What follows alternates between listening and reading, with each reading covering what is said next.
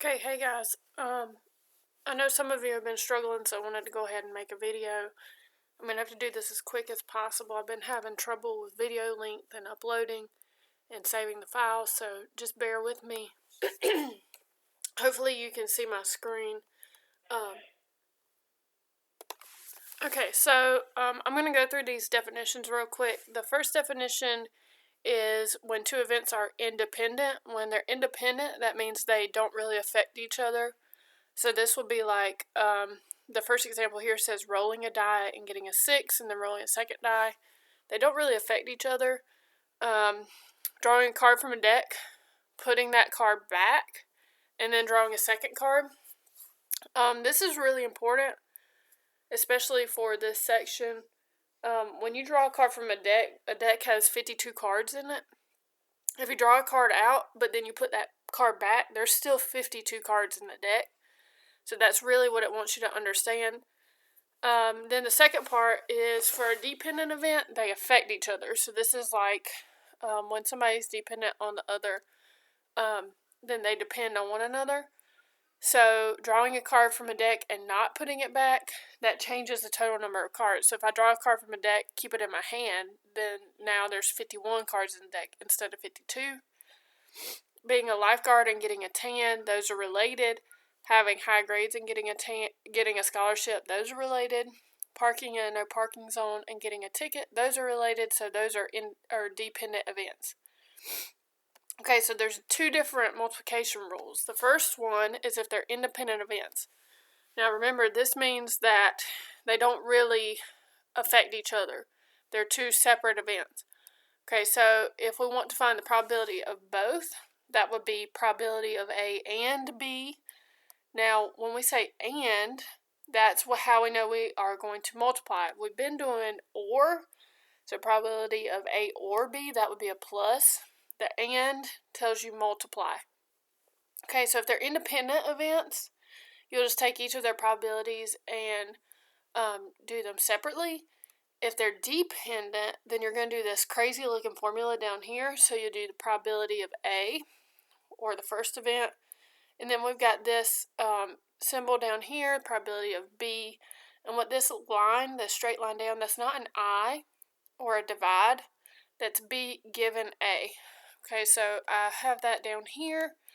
B, the line A is B given A. Okay, so that'll make more sense when we do some problems. So we'll get into the problems in just a second. Okay, guys, let's look at example 1. Alright, example 1 says that a coin is flipped and a die is rolled. Now, these are two separate events. They don't really affect each other. Alright, so we are going to find the probability of getting a head on the coin and a 4 on the die.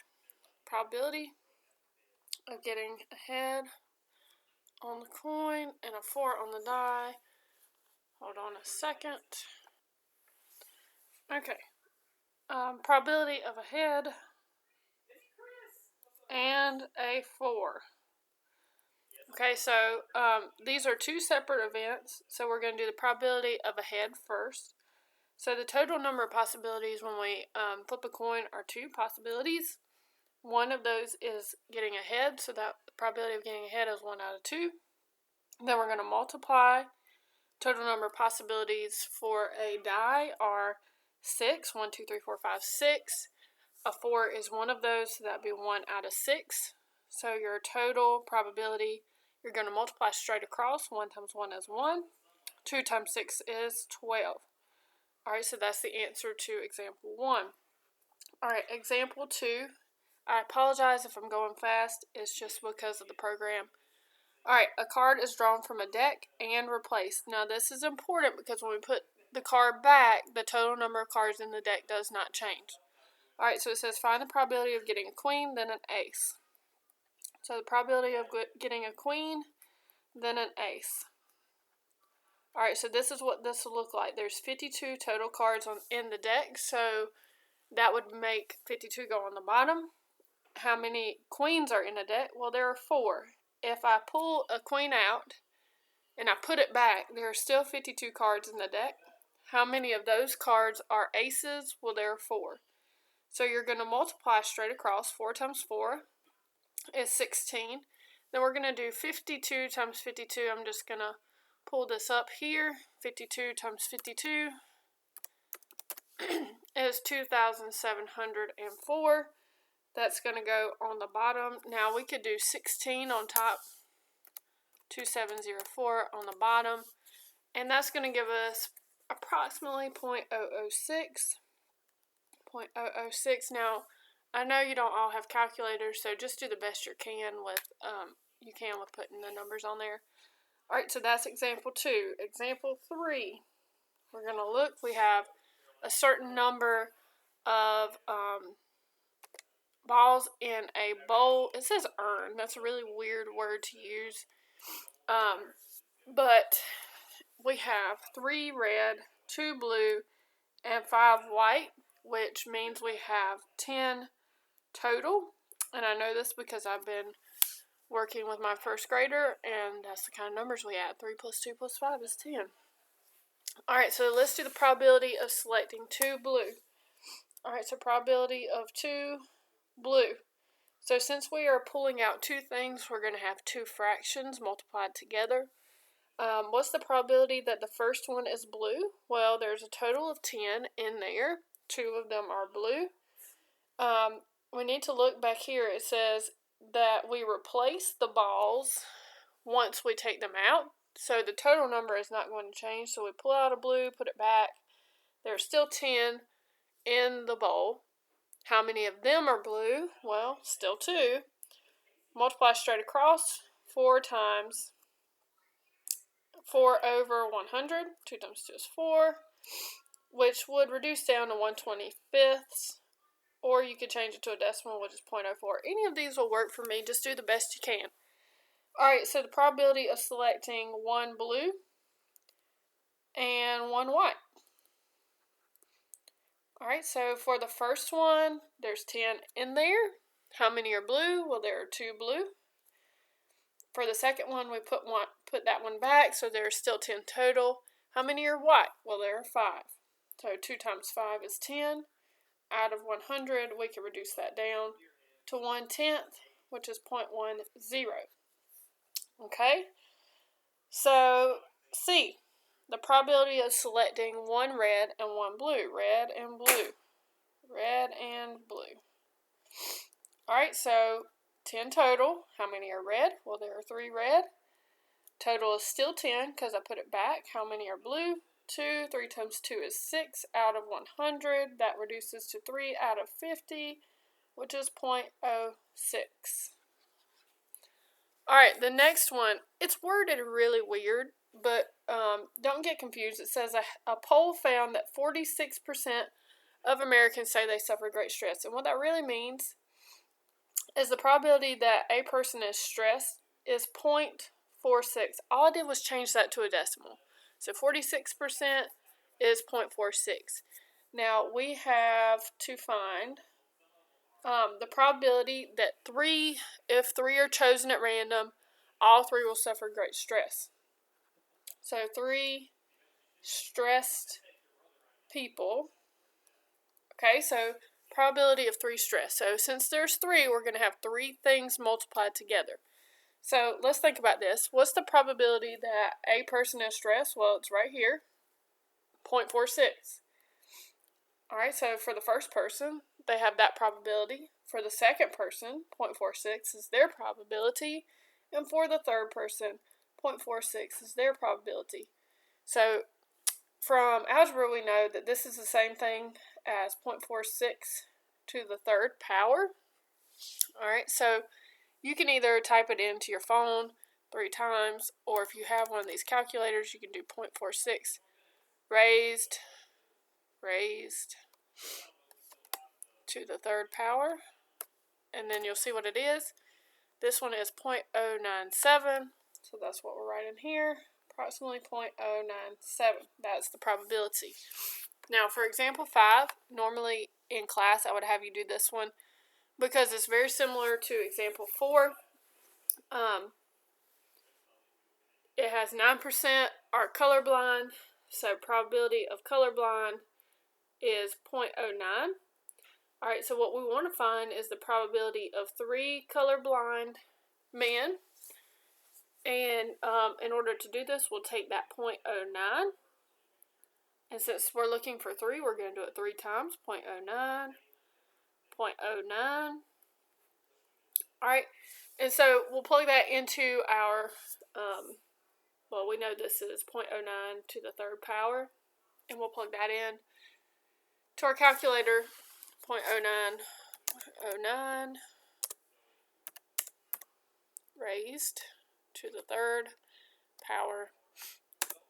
And it comes up something crazy. Now, this really is scientific notation. So if you've seen scientific notation, this E here is really talking about moving the exponent, that the exponent is -4, and we're going to move the decimal 4 places to the left in the negative direction. So what that would look like is, it would look like 7, so this is what we have, 7.29 times 10 to the -4, because that -4 was our exponent. And we're going to move that decimal 4 to the left, and it would give me this 0.00729. If you want to leave it just in the exponent form or in the scientific notation, just do the best you can. I understand, the limitations that we have. Alright, example 6, very similar to the others. There's just one hitch. Okay, so at a university in western Pennsylvania, there were 5 burglaries in 2003. So I'm going to write that down, 2003. There were 5 burglaries. 2004, there were 16. And in 2005, there were 32. And so I'm just using that as a way to organize my thoughts. If a researcher wishes to select 2 at random to investigate, find the probability that they both would have occurred in 2004. So both in 2004. Okay, so that's what we're looking at. What we need is a total number. So I'm going to add these up. 5 plus 16 plus 32 is going to give me a total of 53. And that's going to go on the bottom because it's our total. So if this person, this investigator, is picking one out of the 53, what's the probability that the first one he picks out is in 2004? Well, there's 16 in 2004, so 16 of the 53 are in 2004. Now, if he is going to investigate, then he's not going to put it back with the other different burglaries. He's going to keep it with him so he can investigate it, which means there are now only 52 to choose from. How many of those, so he took one of these away, which took away from the total. How many are there left in 2004? Well, there are 15 out of 52. So again, we can multiply straight across, which will look like this. 16 times 15 on top, which is 240. On the bottom, we have 53 times 52. So we would have 240 divided by 2756. And this is what it would look like. 240 over 2756 would be approximately 0.087. Alright, this one is actually a dependent event. Because he kept that one that he was investigating in his hand and it changed the total number, that's dependent because he changed the total. Alright, so the next ones are very similar to that one where they are dependent event. Okay, so we're going to look at example 7. This is our last example. Alright, it says 3 cards are drawn from a deck. So 3 cards means we're going to have 3 fractions. And not replaced, that means that the total on the bottom is going to change. So if we don't put the cards back, then the total number changes. Alright, so for the first one, the probability of getting 3 jacks out of a deck of cards. So the probability of getting 1 jack out on the first one, there's a total of 52 cards. How many of those 52 cards are jacks? Well, there are 4 jacks in a deck.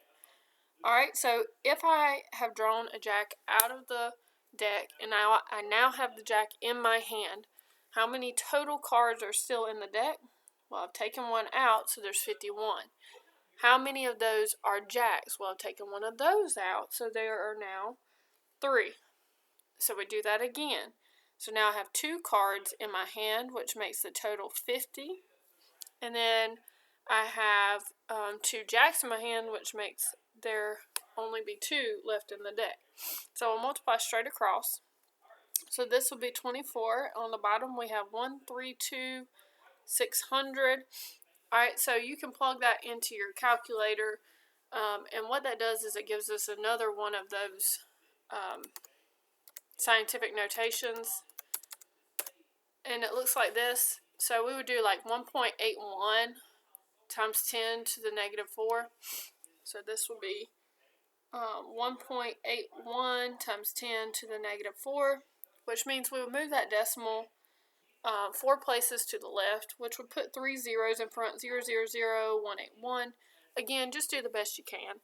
I would take this fraction. That's fine. Alright, so for B, probability of getting an ace, a king, and a queen. Alright, so for the first card, how many aces are in the deck? Well, there's 4 out of the total 52. Now, if I've drawn one and I have it in my hand, there are now only 51 cards in the deck. How many are kings? Well, I have an ace in my hand, so there's still 4 kings in the deck. And then I have a king in my hand, an ace in my hand, which means there's only 50 cards in the deck. 4 of them are queens. Okay, so 4 times 4 times 4 is 64 over the 132, 600. That's what 52 times 51 times 50 is. Alright, so probability of a club, spade, and a heart. Alright, so we start off with 52 cards in the deck. How many of them are clubs? Well, there are 13 clubs. If I draw a club out and keep it in my hand, then there are 51 cards left in the deck. 13 of them are spades because I have none of them in my hand. Now I have 2 cards in my hand, a club and a spade.